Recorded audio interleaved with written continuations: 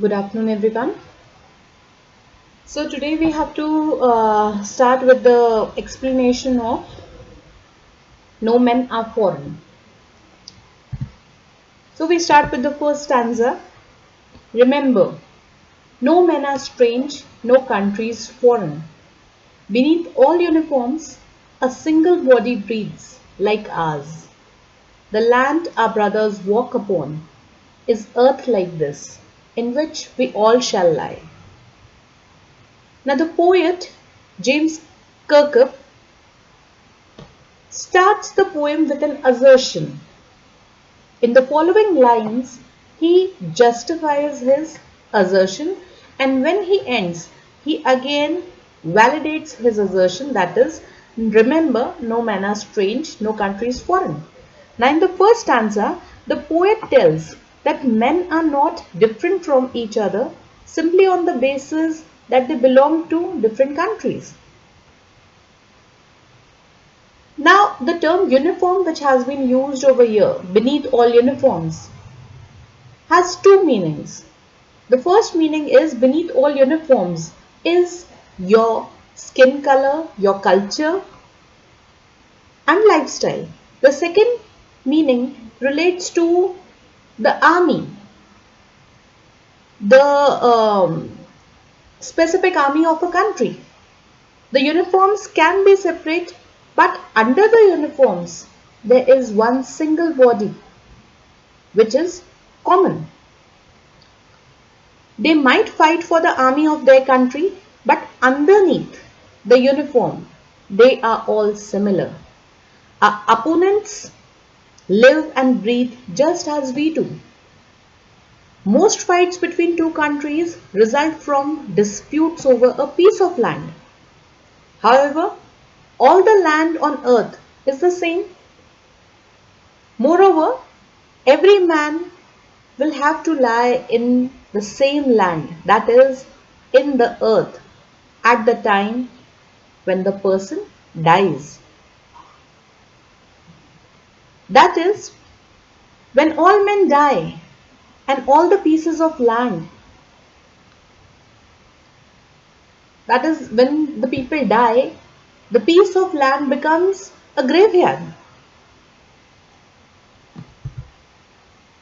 So, now we proceed to the second stanza. They too, aware of sun and air and water, are fed by peaceful harvests, by war's long winter starved. Their hands are ours, and in their lines we read a labor not different from our own.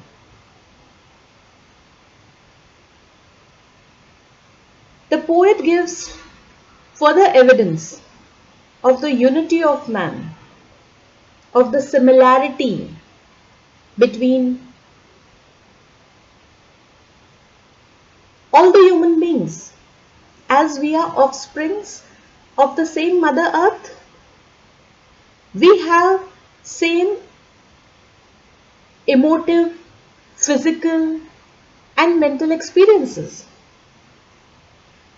The poet says that those who live in other countries also depend on the same sun, air, and water for their survival. They too have seen peace and war. Now, in the second line, the poet makes a comparison. War has been compared with the winter season.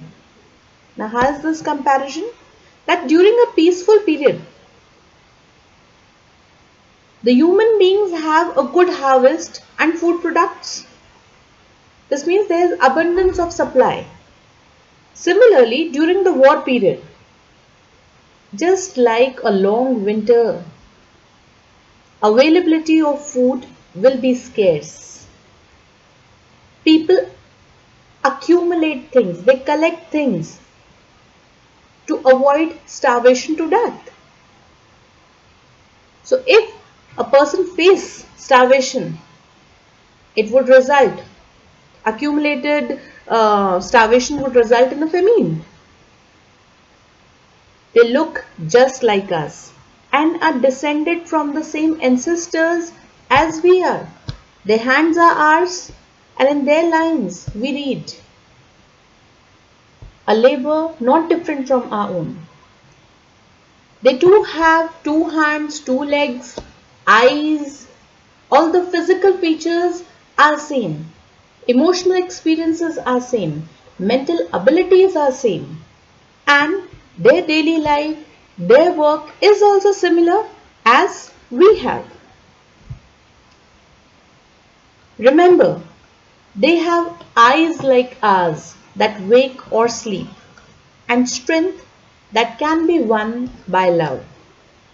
In every land is common life that all can recognize and understand. Over here, the poet urges us to keep in mind the fact that our opponents also sleep and wake like we do and follow a similar type of lifestyle. Every human being has an inner resource of strength that he can use to help his fellow beings. However, that resource can only be unlocked by following the path of love. When we love someone, then only we can understand what they are. We can stand up for them. That is why it is necessary for every man to follow his fellow beings without creating divisions amongst them. Despite all these differences between various nations, there is one thing that they have in common. The common people live the same kind of life everywhere. Therefore, we can recognize the presence of that life no matter where we travel in this wide world. Now we move to the fourth stanza. Let us remember, whenever we are told to hate our brothers, it is ourselves that we shall dispossess, betray, condemn. I told you that we all are offsprings of the same Mother Earth. Dispossess means to become less of. Betray is to cheat. Condemn is to criticize. The poet over here disagrees against the efforts of military and religious groups that encourage us to wage wars. Those groups are misguiding their own people. They are asking their followers to hate their opponents without realizing that they are our own brothers. Now, if we have a common mother, all the nations have the same mother. How can they be our opponents? It is a form of self-destruction. Any hatred that we show on any member of the human race is equivalent to our betrayal towards the people. If we kill people of any country, we are endangering human beings as a whole. And it is also a question mark on our own survival on the earth. Now this is the last stanza. Remember, we who take arms against each other, it is the human earth that we defile. Our hells of fire and dust outrage the innocence of air that is everywhere our own. The poet specifies the impacts of war. If we, the guardians of the earth, were to die out of the result of war, then there would be no one left to take care for our future generations. We would then have nothing to pass down to our future generations. We are polluting, we are destroying our own human earth. Now over here this is important. Hells of fire. We are comparing war with hell. In war, as in hell, there is a fire and smoke. Means fire and smoke surrounded everywhere. As a result of this, the earth is becoming poisoned. The very air that we breathe